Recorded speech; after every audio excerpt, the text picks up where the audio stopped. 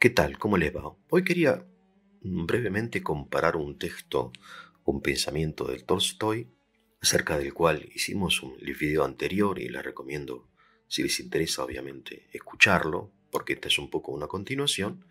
Comparar, digo, su pensamiento con el pensamiento de Santo Tomás de Aquino, cuando habla acerca de lo natural y de lo sobrenatural. Pareció importante. Santo Tomás habla muchísimo de esto. Me voy a limitar a un solo pensamiento en este caso. Tolstoy, como lo dije, es un testigo de la tragedia nuestra. La tragedia de Occidente consiste en haber rechazado la fe por considerarla contraria a la razón. Esto se manifiesta en diversas formas, en diversos autores, en diversas naciones, pero en definitiva podríamos resumirla así, ¿no? Una mala comprensión de la relación entre lo natural y lo sobrenatural.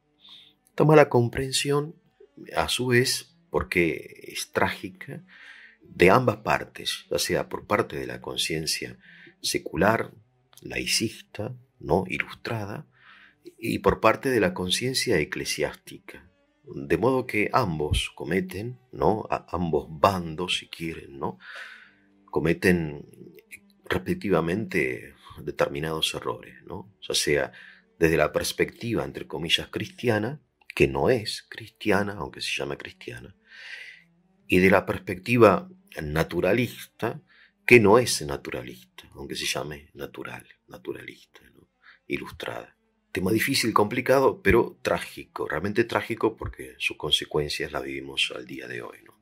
Voy a empezar en este caso con la enseñanza de Santo Tomás, ¿no? Que es muy interesante, muy linda, ¿no?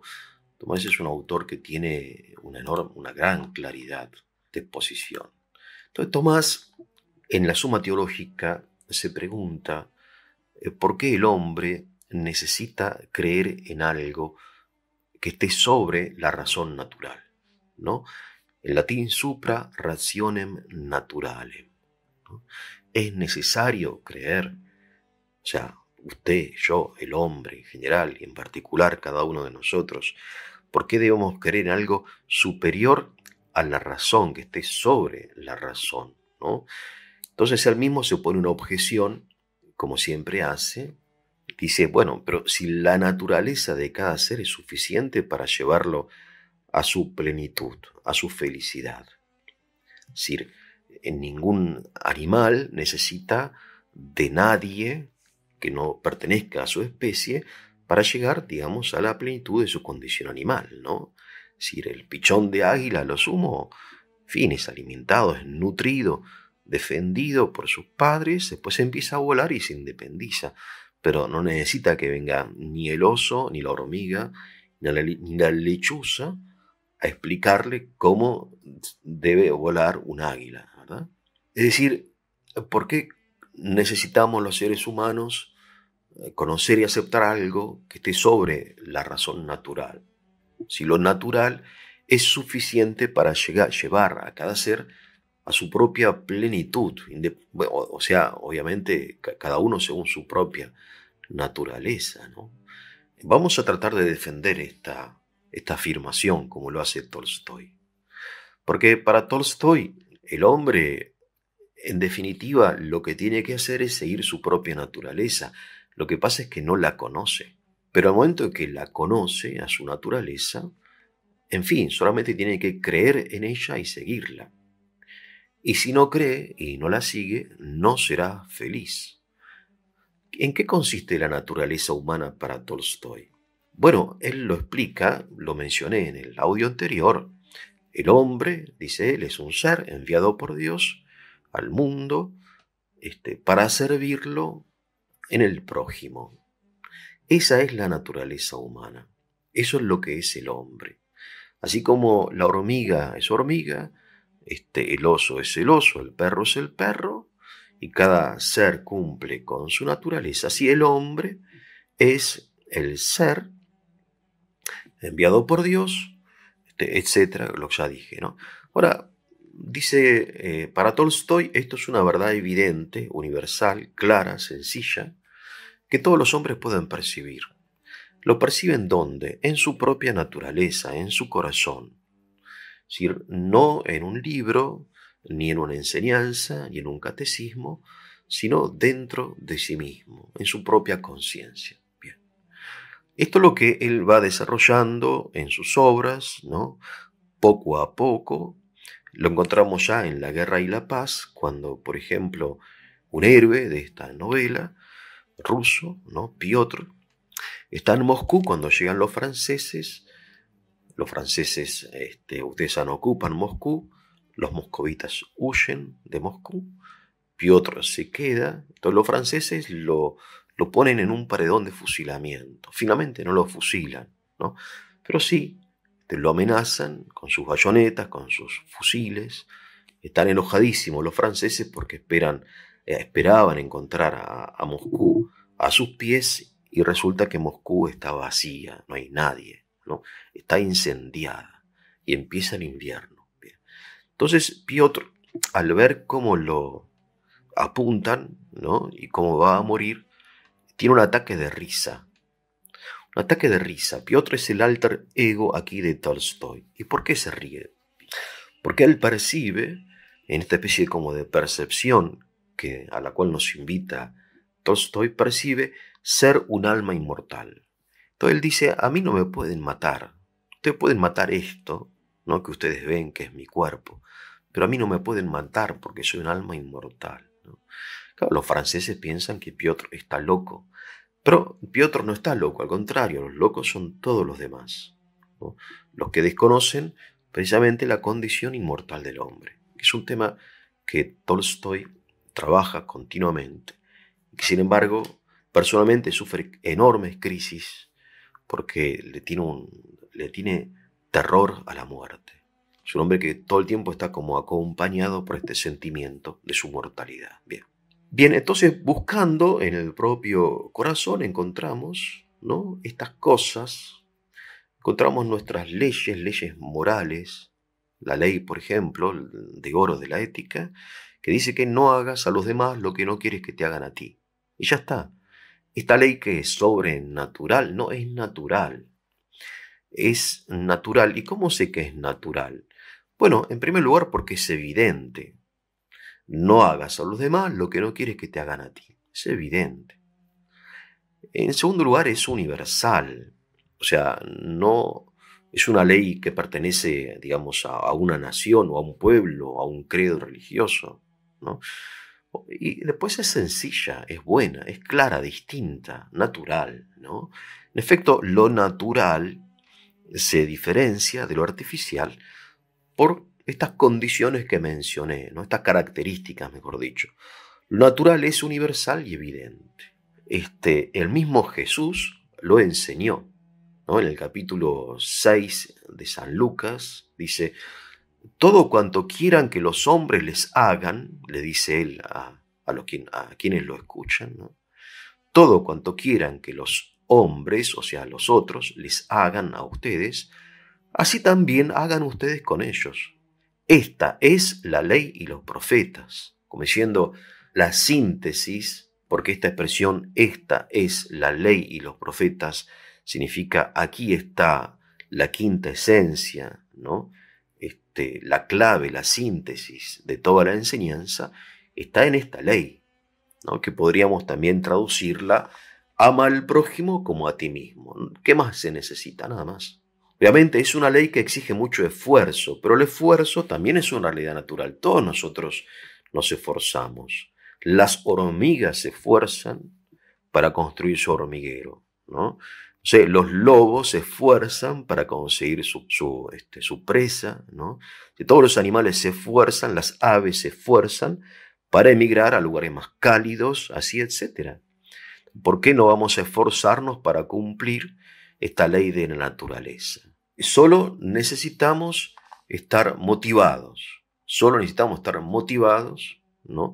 Y esta motivación que la encontramos fácilmente, según la opinión de Tolstoy, en nuestro propio corazón cuando hacemos una reflexión honesta acerca de nuestra vida. Entonces, esto es lo natural, lo que la fe que llama Tolstoy. Bueno, entonces, volviendo a la cuestión, ¿no? ¿Por qué entonces necesitamos algo supra rationem? Claro, la respuesta podría ser bastante sencilla, a saber, porque la condición del hombre no es natural y el destino del hombre tampoco es natural. Si la condición del hombre y el destino del hombre fuesen naturales, entonces sería suficiente la sola naturaleza. Pero ni la condición del hombre ni el destino del hombre son naturales. Bien, sin embargo, la condición, estoy hablando de que la naturaleza nuestra es una naturaleza caída.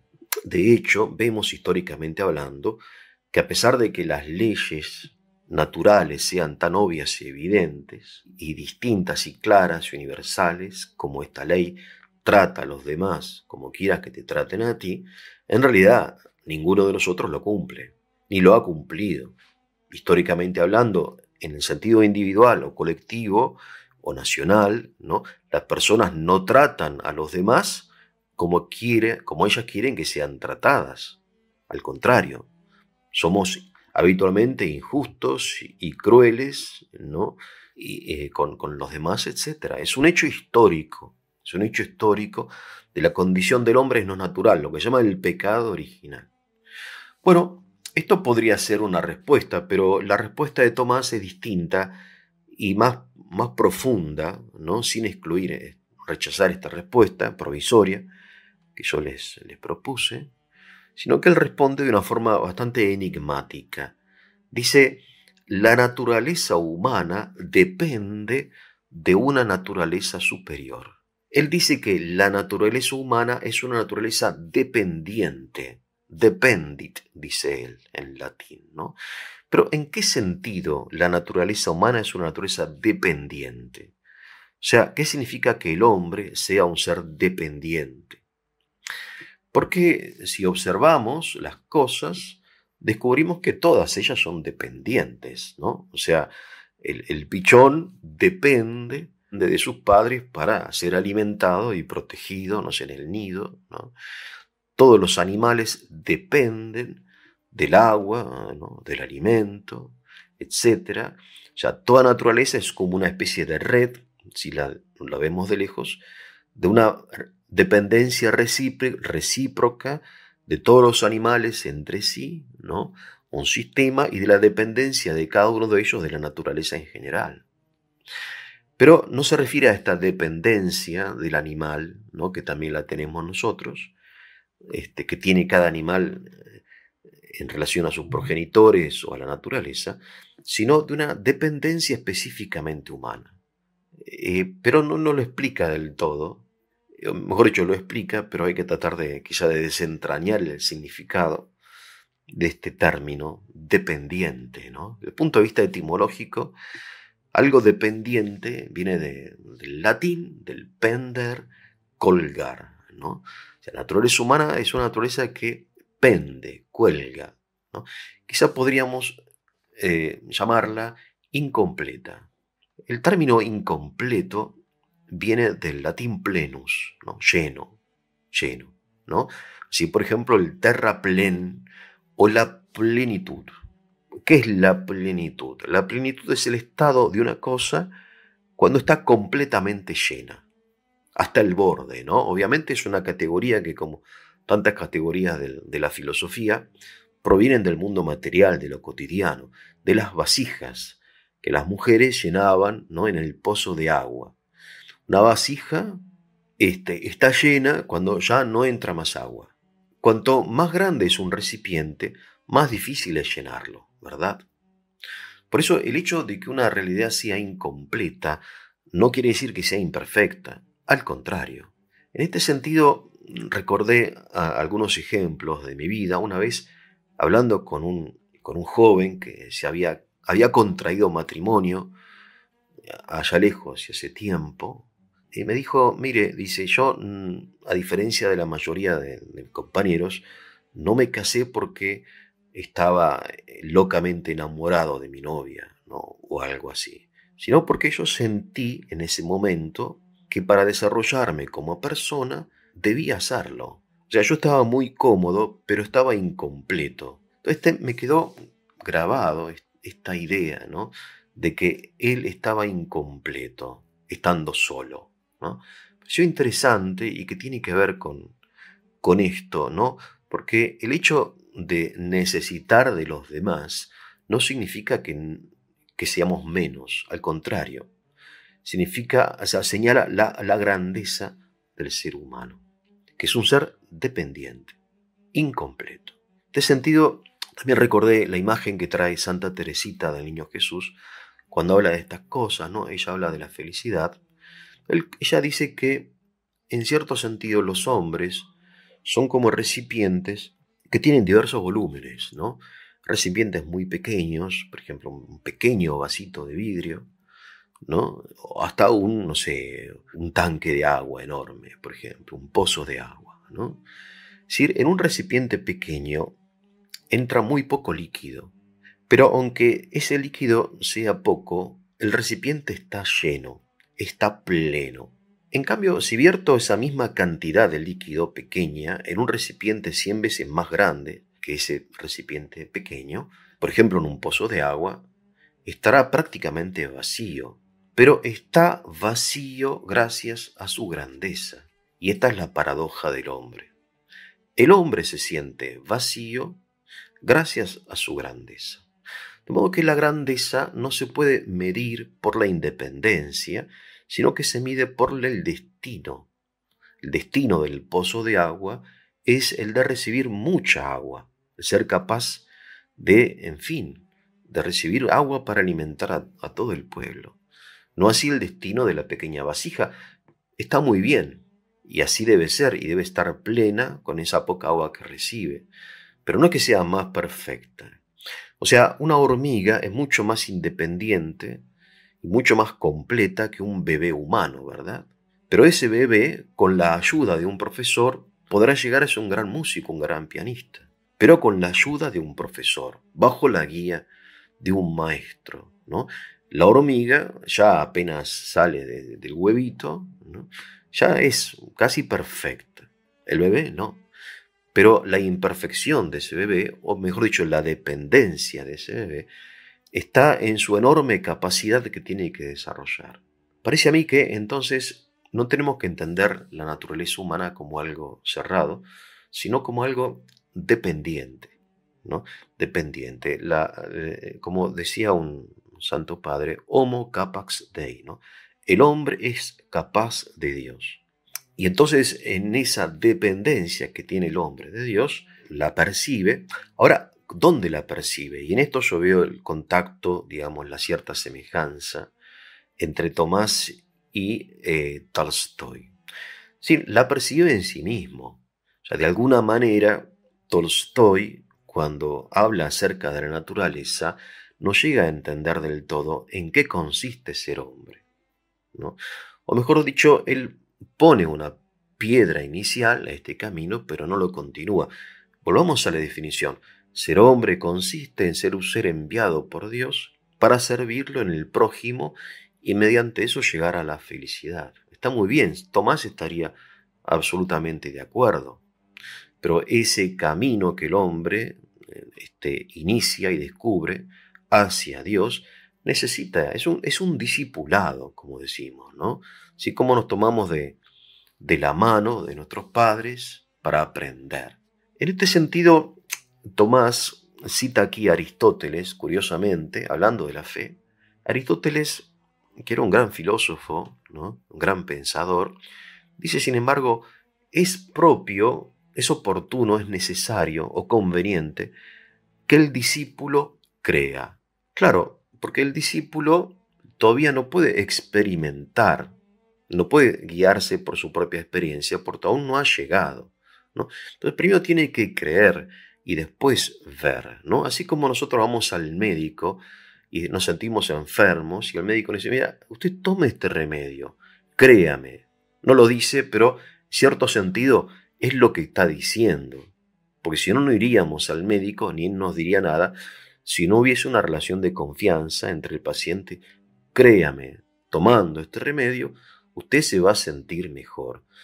Entonces yo lo tomo, me siento mejor y ahí sí tengo la certeza, tengo la convicción, la experiencia, lo que en teología llama la visión, de que este remedio me hace bien, pero inicialmente tengo que tener fe en lo que me dice el médico, ¿no? En la doctrina cristiana, la fe no es un fin en sí mismo, sino que es un camino a la visión, o si quieren, a la experiencia. Es decir, yo tengo que tomarme de la mano de alguien que ya ha llegado allí donde yo quiera llegar, ¿no? Y esa mano, en el caso de los cristianos, ¿no? No es otra, ni puede ser otra, que la mano del mismo Jesús. Fíjense ustedes, ¿no? Voy ahora a Tolstoy. Tolstoy, en uno de sus textos, ¿no? Dice así: la religión cristiana, la fe cristiana, dice él, consiste en aceptar como real lo que no lo es. Fíjense cómo Tolstoy, consciente o inconscientemente, distorsiona la idea, auténtica idea, de la fe cristiana. Porque la fe cristiana no consiste en aceptar como real lo que no lo es. Nunca. Digamos, sería absurdo, ¿no? Es decir, cuando yo hago un acto de confianza al médico, no estoy aceptando como sanador o sanativo, como remedio, aquello que no lo es. Yo no creo que es un remedio, pero no tengo la certeza. Entonces Tolstoy aquí cita a San Pablo, ¿no? Y San Pablo nunca dice eso, pero Tolstoy es un hombre que rechaza a Pablo, como ya dije. Él cree que Pablo es el gran distorsionador del Evangelio, así que Pablo no entendió a Cristo, según Tolstoy, ¿no? Pablo dice en la carta a los Hebreos, capítulo 11, leo: la fe es la certeza de lo que se espera, la convicción de lo que no se ve. Fíjense, lo que se espera, lo que no se ve, pero no lo que no es, lo que no existe, ¿no? En griego, dice Pablo, la fe es la hipóstasis, el pisomenon. La hipóstasis es la sustancia, el fundamento, la certeza, la realización. Sí, la realización traduce el texto ruso a осуществление, dice el paleoeslavo, de lo que se espera del futuro. Y dice el elenchos pragmaton blepomenon, certeza, la convicción, la demostración de lo que no se ve. Entonces no es de lo que no existe, sino de lo que se espera y de lo que no se ve. Así pues, ¿qué he de hacer, dice Tolstoy, si soy el único que comprende la doctrina de Cristo? Y precisamente, sigo leyendo, a ese deseo de persuadirse de lo que no existe es a lo que llaman fe. Bien, entonces aquí está, digamos, la tragedia de este hombre, pero es una tragedia, vuelvo a insistir, que en parte o en gran parte el responsable de la tragedia es la misma conciencia cristiana que ha incluido en la doctrina o en la práctica cristiana cosas que no pertenecen a la fe. De modo que hay un evidente contraste en la época de Tolstoy entre la sencillez de la fe y la complejidad de la religión, entre la naturaleza de la fe y lo artificial de lo religioso, ¿no? Entre lo comprensible de la fe y lo incomprensible, lo inefable. Tolstoy dice lo absurdo de los dogmas cristianos, ¿no? Entre la honestidad del hombre de fe que cree y desea seguir este principio de la vida humana como servicio a Dios, y la deshonestidad de todo el mundo cristiano que se llama cristiano, pero que no vive ni por asomo la verdad cristiana. El caso, por ejemplo, de estas cosas espantosas como son la guerra o la servidumbre y tantas otras cosas. O sea, la fe es siempre coherente, es sencilla, es natural, honesta, comprensible. En cambio, la religión es algo complejo, artificial, deshonesto, en fin, incoherente. Ahora bien, dejando de lado el contexto histórico, que es fundamental para entender a Tolstoy, Si volvemos a la explicación de Tomás, entonces encontramos que lo sobrenatural viene a completar lo natural. Eso es lo que nos quiere enseñar Tomás. ¿Y por qué? Porque la naturaleza humana es tan grande, que es incompleta, que para ser llenada, para ser feliz, necesita de Dios. El pensamiento de Tomás entonces va por aquí y en cierto sentido no es tan distinto, al menos en sus inicios, del pensamiento de Tolstoy. Bueno, con esto termino. Espero que haya sido de su utilidad. Si así fue, le voy a pedir que le pongan el like, lo compartan, se suscriban para la difusión del canal. Que tengan un muy buen día.